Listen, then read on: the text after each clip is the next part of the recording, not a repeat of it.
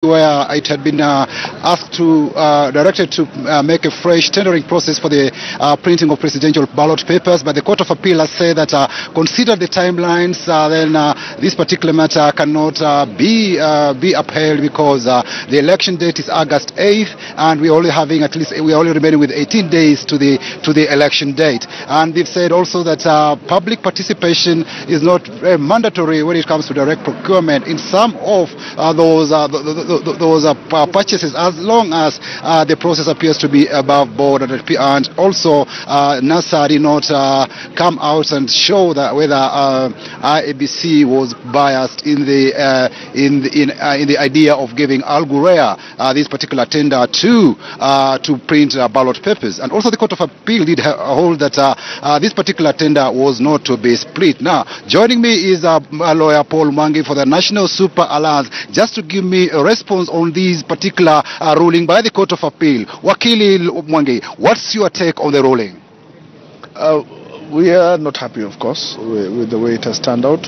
We think that there were contradictions in the position that the court has taken on the law, and that the court, having found that the public participation under Article 10 of the Constitution is mandatory at all instances, did not have a choice in excusing IEBC from conducting public participation in respect of the direct procurement that they undertook. In fact, I look at it, the Court of Appeal did indicate that, okay, there was a law, the Election Act 2016 mandates these procuring agencies to do the public participation, and said maybe IBC did flout this particular provision for relying on Procurement Act 2006. Will you be appealing this particular decision at the Supreme Court, or this final? Well, the decision whether to take it further is a decision that can only be made by the principals. What we shall be doing is that we shall be meeting them and advising them on what the court has held and what the legal options are, and there may be the dissatisfaction that we as a team of lawyers have on particular aspects of that judgment. And the decision on where it goes from here is a decision only the principals can make. Looking at it, there are restricted timelines. The polls are to be held on August 8th, only 18 days away. And here we've seen the Court of Appeal judges also subscribe themselves to that particular provision, saying the High Court erred when it gave the IBC to procure these particular ballot papers when it cannot meet the timelines, because it says for direct procurement it has to be 30 days. What's your interpretation of this particular ruling, given that there is this idea that, okay, we need to have public participation, and here is a case that timelines are now coming in, and we say we cannot go that way? No, well, that is one of the issues that we do have dissatisfaction about in the judgment, because the question of whether we should go direct procurement was not the question, and that was never in dispute, that in terms of the timelines that are there, we'd have to go direct. The question was what are the constitutional mandates before you get to that point of deciding that you have to go direct, and even after you get to that point, what are the constitutional mandates in respect of involvement of the public in your decision.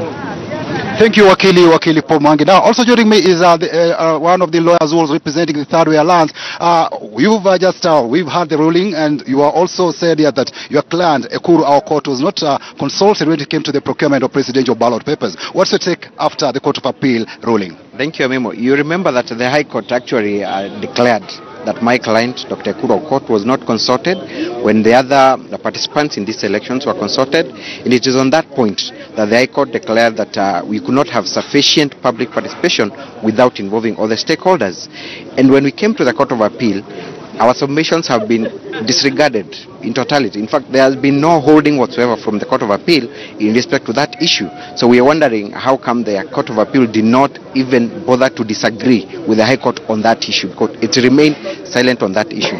So that's why we are saying, when you look at this judgment, it is internally contradictory, in that on one hand, you hold that public participation is key and mandatory in no aspect of procurement. Then on the other, you hold that when you resort to direct procurement, then you do not need to do public participation. It is contradictory. So I think there is a need for us to go further and seek further clarification on this issue. Contradictory indeed when it comes to the procurement, because according to the courts, once if it's an open tendering process, it will give, they say, as we head towards the direct procurement, then the time for public participation diminishes. And also they say that there's no law in place that maybe can compel these procuring entities to participate, maybe to involve the public in this process. How do we go about these gray areas? When you look at their judgment, they are saying timelines are not an excuse for you not to obey the law. But again, they use the same excuse to say that the High Court did not consider the time limits that are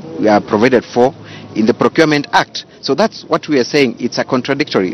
They ought to have stood firm and said whether public participation is mandatory and stop there so that we can proceed to the next level. But speaking from the both sides of their mouth, I think that's bad for jurisprudence in this country.